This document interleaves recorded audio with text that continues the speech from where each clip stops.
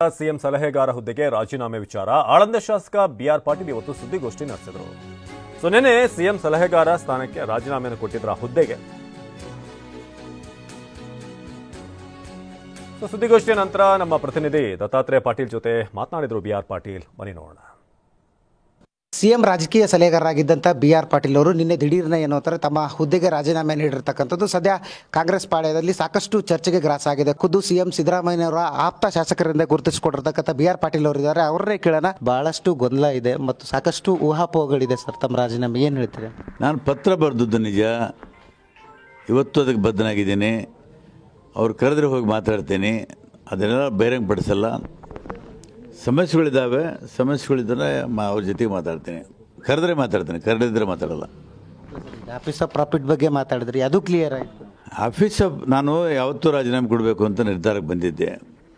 ಇದು office of profit ಒಂದು ತೂಗತ್ತೆ ನಮ್ಮ ತಲೆ ಮೇಲಿತ್ತು. ಅದಕ್ಕೆ 2 ಸಲ ಅಮೆಂಡ್ಮೆಂಟ್ ಮಾಡಿದ್ರು, ರಾಜ್ಯಪಾಲರು ಸಹಿ ಹಾಕಿರಲಿಲ್ಲ. ಈಗ ಸಹಿ ಹಾಕಿದ್ದಾರೆ, ನಿರಾಳನಾಗಿದ್ದೀನಿ. ನನಗೆ ಸ್ವಾತಂತ್ರ್ಯ ಇದೆ, ನಾನು ರಾಜೀನಾಮೆ ಕೊಡ್ತೀನಿ.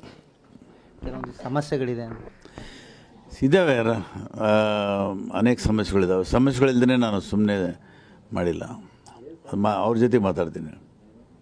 ತಮ್ಮ ರಾಜೀನಾಮೆನ BJP ಅಸ್ತ್ರ ಮಾಡ್ಕೊತಿದೆ. ಕಾಂಗ್ರೆಸ್ನಲ್ಲಿ ಇವಾಗ ಸ್ಟಾರ್ಟ್ ಆಯಿತು ಅಂತ. BJP ತಮ್ಮ ಮನೆ ಜಗಳ ಮೊದಲು ಬಗೆಹರಿಸ್ಕೊಳ್ಳಿ.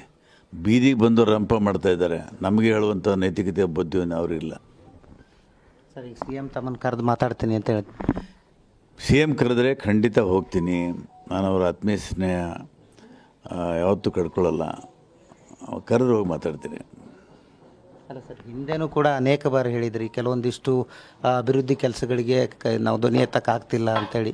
ಆ ಥರದ್ದೇನಾದರೂ ಈಗ ಇದನ್ನೆಲ್ಲ ಶಾಸಕಾಂಗ ಪಕ್ಷದ ಸಭೆಯಲ್ಲಿ ನಾವು ಚರ್ಚೆ ಮಾಡಿದ್ದೀವಿ. ಆದರೂ ಏನೂ ಆಗಲಿಲ್ಲ. ಅದಕ್ಕೆ ನಾನು ರಾಜೀನಾಮೆ ಕೊಟ್ಟೆ. ಮತ್ತು ಈಗ CM ವಾಪಸ್ ತೊಗೊಂಡ್ರೆ ಸರ್? ವಾಪಸ್ ತೊಗೊಳ್ಳಲ್ಲ. ಯಾವುದೇ ಕಾರಣ ಭಾಳ ಸಂತೋಷದಿಂದ ಒಬ್ಬ ಶಾಸಕನಾಗಿ ಸಕ್ರಿಯವಾಗಿ ಅವ್ರ ಜೊತೆಗೂ ಇರ್ತೀನಿ. ಜನರ ಅಭಿವೃದ್ಧಿ ಕ್ಷೇತ್ರ ಕೆಲಸನೂ ಮಾಡ್ತೀನಿ.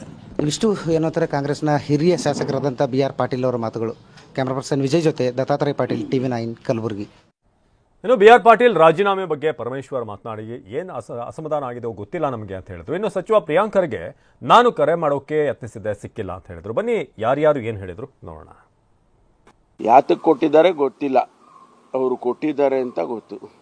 ಯಾವ ಕಾರಣಕ್ಕೆ ಕೊಟ್ಟಿದ್ದಾರೆ ಅನ್ನೋದು ಅವರು ಏನು ಹೇಳಿಲ್ಲ, ನಮಗೆ ಗೊತ್ತಿಲ್ಲ. ಅದು ಮುಖ್ಯಮಂತ್ರಿಗಳು ಮತ್ತು ಅವರ ಮಧ್ಯದಲ್ಲಿ ಇರ್ತಕ್ಕಂಥದ್ದು. ಬಹುಶಃ ಅವರು ಮುಖ್ಯಮಂತ್ರಿಗಳಿಗೆ ತಿಳಿಸ್ತಾರೆ ಅಂತ ಅಂದ್ಕೊಂಡಿದ್ದೀನಿ. ಗೊತ್ತಿಲ್ಲ ನನಗೆ. ನನಗೆ ವೈಯಕ್ತಿಕವಾಗಿ ನಮ್ಮ ಸಂಬಂಧ ಏನಾದರೂ ನನಗೆ ಸಂಬಂಧ ಇದ್ದರೆ ಹೇಳ್ಬೋದು. ಅದು ಜನರಲ್ ಆಗಿರೋ ಹೇಳಿಕೆ. ಅದು ಅವರ ವಿವೇಚನೆಗೆ ಬಿಟ್ಟಿರೋದು.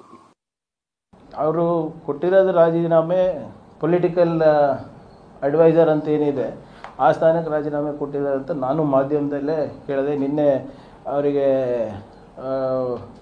ಕರೆ ಮಾಡಲಿಕ್ಕೆ ಪ್ರಯತ್ನ ಮಾಡಿದೆ, ಅವ್ರಿಗೆ ಸಿಕ್ಕಿಲ್ಲ. ಮತ್ತು ಅವರ ಮಗ RK ಅವರಿಗೂ ಕೂಡ ಮಾತಾಡಿದೆ. ಅದು ಏನಕ್ಕೆ ಕೊಟ್ಟಿದ್ದಾರೆ ಅಂತ ನನಗೂ ಗೊತ್ತಿಲ್ಲ. ಮಾನ್ಯ ಮುಖ್ಯಮಂತ್ರಿಗಳಿಗೆ ಏನೋ ಪತ್ರ ಬರೆದಿದ್ದಾರೆ ಅಂತ ಹೇಳಿದರೆ ಆ ಪತ್ರದಲ್ಲಿ ಏನಿದೆ ಅಂತ ಮುಖ್ಯಮಂತ್ರಿಗಳಿಗೆ ಅಷ್ಟೇ ಗೊತ್ತಿದೆ. ಈಗ ಅನುದಾನ ಬರ್ತಾ ಇಲ್ಲ ಅಂದರೆ ಈ KKRDBಯಿಂದ ಮೊದಲನೇ ಬಾರಿಗೆ 5,000 ಕೋಟಿ ರೂಪಾಯಿಯನ್ನು ಕೊಟ್ಟಿದ್ದೇವೆ. ಎಲ್ಲನೂ ಕೂಡ ಮೈಕ್ರೋ ಇರ್ಬೋದು, ಮ್ಯಾಕ್ರೋ ಇರ್ಬೋದು, ವಿನೂತನವಾದಂಥ ಕಾರ್ಯಕ್ರಮಗಳನ್ನು ಅಲ್ಲಾಗಿದೆ. ಈಗ ಅವ್ರ ಕ್ಷೇತ್ರದ ಯಾವುದಾದ್ರೂ ಒಂದು ಕೆಲಸ ಏನಾದರೂ ಬೇಡಿಕೆ ಇಟ್ಟಿದ್ರೆ ಸಂಪೂರ್ಣವಾದಂಥ ಮಾಹಿತಿ ನನಗಿಲ್ಲ ಸದ್ಯಕ್ಕೆ. ಏನಿದ್ರು ಕೇಳ್ಕೊತೀನಿ ಸಾಹೇಬ್ರಿಗೆ.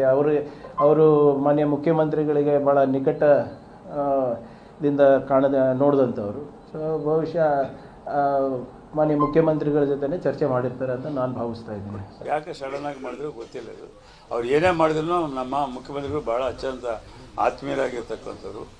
ಮತ್ತು ಶ್ರೀಮಾನ್ ಖರ್ಗೆ ಸಾಹೇಬ್ರಿಗೆ ಸಹಿತ ಭಾಳ ಆತ್ಮೀಯರಾಗಿದ್ದಾರೆ. ಹಂಗಾಗಿ ಯಾವುದೇ ಆ ರೀತಿಯಾಗಿ ತೊಂದರೆ ಆಗೋದಿಲ್ಲ. ಏನೋ ವಿಷಯ ಬಂದಿರಬೇಕು, ಅದು ಏನಿದೆ ಎಂಬುದು ನಮಗಿನ್ನೂ ಗೊತ್ತಿಲ್ಲ. ಯಾಕಂದರೆ ನಿನ್ನೆ ಬೆಳಗ್ಗೆ ಆ ವಿಷಯ ನಮ್ಮ ಗಮನಕ್ಕೆ ಬಂತು. ನಾವು ನಿನ್ನೆ ಮೀಟಿಂಗ್ಗಳಲ್ಲಿದ್ದೆ, ರಾತ್ರಿ ಕಡೆ ಅದೇನಿದ್ರು ಮುಖ್ಯಮಂತ್ರಿಗಳಿಗೆ ಆಗಲೇ ಹೇಳಿದ್ದಾರೆ ಸರಿಪಡಿಸ್ತಾರೆ ಅಂತೇಳಿ ಸರಿಪಡಿಸ್ತಾರೆ. ಎಲ್ಲ ಈಗ ನಮ್ಮ ಇಲಾಖೆಯಿಂದ ಅವ್ರು ಕೇಳಿರ್ತಕ್ಕಂಥದ್ದೆಲ್ಲ ಕೊಡ್ತಾನೆ ಇದೆ. ಈ ಅಂತರ್ಜಾಲದ ಬಗ್ಗೆ, ಈ ಕಲ್ಯಾಣ ಕರ್ನಾಟಕದಲ್ಲಿ ಅನೇಕ ಯೋಜನೆಗಳ ಬಗ್ಗೆ ನಮಗೆ ಮಾಹಿತಿ ಕೊಟ್ಟಿದ್ದಾರೆ. ಅವರು ಬೇರೆ ಬೇರೆ ರಾಜ್ಯಗಳಿಂದ ಯಾರನ್ನು ಕರೆಸಿ ನಮ್ಮ ಜೊತೆಯಲ್ಲಿ ಮಾತಾಡಿದರು. ನಾನು ಅವರು ಏರ್ಪೋರ್ಟ್ನಲ್ಲಿ ನಮ್ಮ ಆಫೀಸಿನಲ್ಲಿ ಅನೇಕ ಮೀಟಿಂಗ್ಗಳು ಮಾಡಿದ್ವಿ. ಅವರ ಹಿರಿಯರಿದ್ದಾರೆ. ಆ ರೀತಿಯಾಗಿ ತೊಂದರೆ ಕೊಡ